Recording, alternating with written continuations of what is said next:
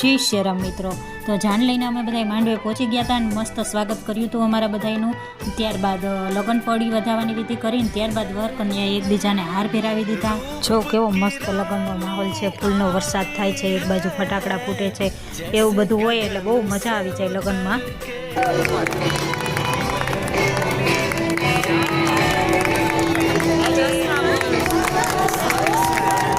વર કન્યાના હાર પહેરાવ્યા બાદ વરરાજાના ભોખણા કર્યા। પછી જો છાપ આવી ગઈ છે, બધી છાપની વિધિ ચાલુ છે એટલે એ લોકોએ બધાએ છાપ વધાવી લીધી ને અમે તો જો બેઠા બેઠા લગ્નનો આનંદ માણતા હતા, બધાએ વાતુના ગપ્પા મારતા હતા। ત્યાં તો કન્યાની એન્ટ્રી થઈ ગઈ। જો અમારે મેહુલભાઈ કન્યાનો હાથ થામી લીધો છે એટલે કે લતાનો, એટલે હવે આ હાથ ક્યારેય એને છોડવાનો નથી। હવે જો કન્યાદાનની વિધિ બધી ચાલુ થઈ ગઈ છે। કન્યાદાનમાં એના ભાઈ ને ભાભીને એ લોકો બેઠા છે।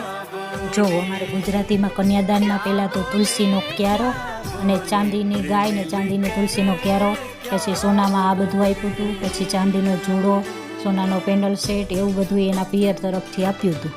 બધું સોનું ને ચાંદી વર કન્યાના હાથમાં આપી દીધું અને કન્યાદાનની વિધિ પૂરી થઈ ગઈ।